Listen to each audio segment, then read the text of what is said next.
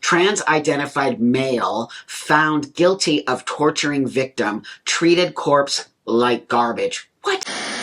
Hey everybody, welcome back to my channel, and today I'm going to react to some things that I'm just disgusted and appalled by, and I'm so tired of the trans community pretending like everyone is just an angel when we clearly know there is a lot of predators who have latched on to the trans community, and they are being given special treatment because they are trans. And come on, you think any predator wouldn't see this loophole out there? It's like we're actually just giving it to them. It's unbelievable to me. So with that, before I move forward, I always want to thank you so much for joining me, for supporting me, for liking, subscribing, and even I know you're sharing my videos with other people, which really does mean a lot to me, and I really do value you. I value the fact that I get to speak my mind here, and I value the fact that you see what I'm doing as something positive. Now, with that, today I found the most insane, I picked out 4, but there are so many more of these out there. It's crazy.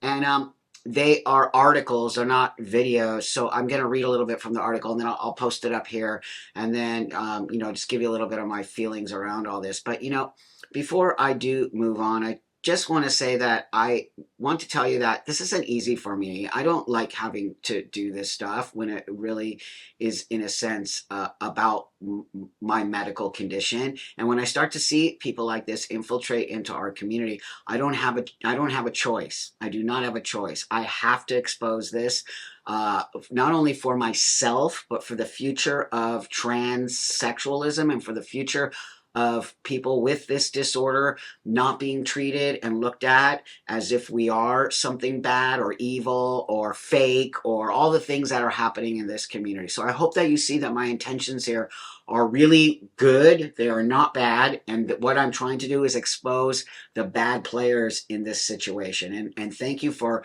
hopefully seeing that's what I'm doing, because this stuff isn't easy. When I read this kind of stuff, I just want to puke, and it's gross. So, I feel for the kids, and I will not tolerate this kind of behavior. So that even if it wasn't trans, I'd call it out, just so you know. So this first one I'm going to read here, I'll post this on the screen here. So here we go. Trans-identified male found guilty of torturing victim, treated corpse like garbage. What? Even the headline is so disgusting. I'm not going to read it all because I'll put the links to this as well so you all can read it yourself. But I'll just read the first couple paragraphs. A trans-identified male was one of 2 men found guilty this week in a San Francisco court of the brutal torture and murder of a young man, David Anderson, 41, who identifies as transgender and uses the name Angel. Oh, God. Of course, hung 23-year-old George Randall Saldivar from the ceiling by a noose after R-ing him and injecting the victim with lethal dose of fentanyl, the court heard. Prosecutors told the jury that the young man was still alive. Oh my God. When Anderson and his accomplice, 52-year-old Jill Rowe, stuffed Saldivar into a suitcase, which they rolled down the street before dumping him into the San Francisco Bay.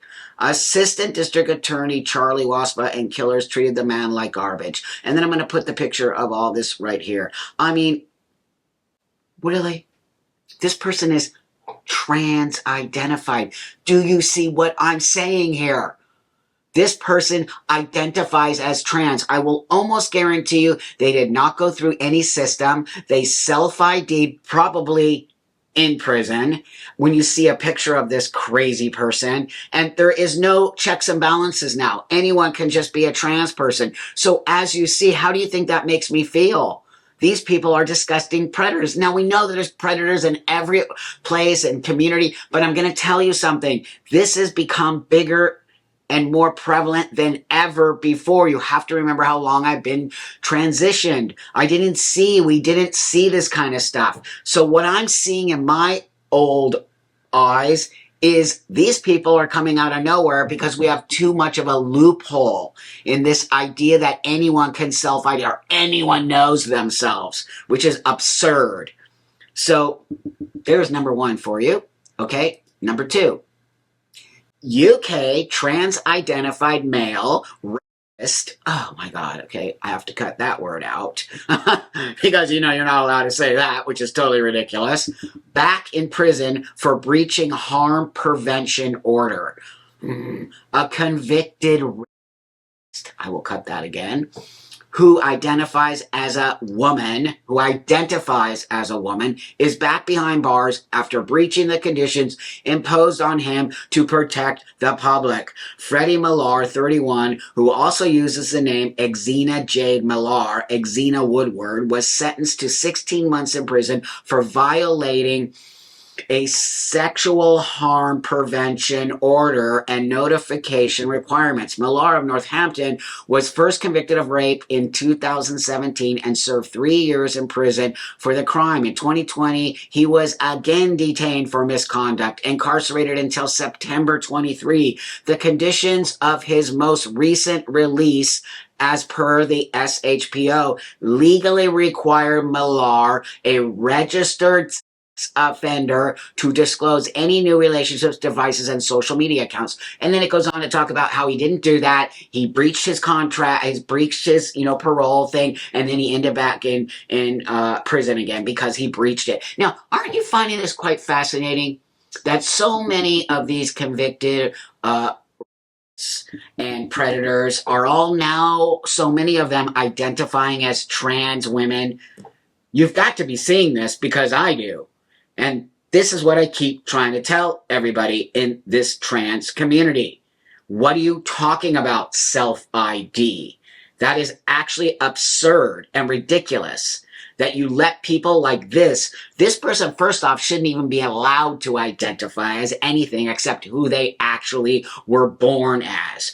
I am that person who believes you've lost all your privileges, okay? Because it's a privilege. Don't forget it. It's an actual privilege to transition, and it's a privilege to be able to identify what makes you. Why would this person get those privileges? Why would they get those privileges? They clearly are not giving the same respect to other people in society. That's how society works, people. And it's not transphobic for me to say that in any way, shape, or form. So here's the third one. Canada. 6'2" trans-identified male accused of exposing himself to girls in pool changing room, edited his own photos to make himself look like a minor. Are you kidding me? Another predator. Okay, a trans-identified male residing in Vernon, British Columbia, has been given sympathetic coverage by the press, of course, and Canada, of course, right? By the press after 2 teenage girls reported that he had exposed his genitals in their presence while using the women's changing room of a recreation center. Amanda Wilson, 67, whose given name has not been reported, of course, was accused of stripping nude in the presence of 2 14-year-old girls at the Aqua Center. The girls quickly told their relatives, and the uncle of one of the girls called the pool manager. My niece had a 50-year-old man come into the changing room, strip naked in front of her and her friends. She's 14 and put on a woman's bathing suit and go out, the uncle identified only as Kevin in order to protect the minors. He basically said that the kids have no rights and that the transgender person rights take precedence. That's precedence. That's what I'm saying too. This is something I think parents should know. That's my point. I don't care if you identify as a trans woman and you're a dude, but all the trans women I know would never do that. Number one, why? Because they care about themselves, okay?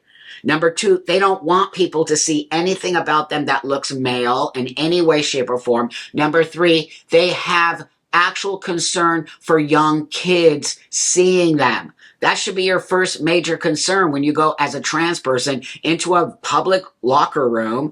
Are there children around?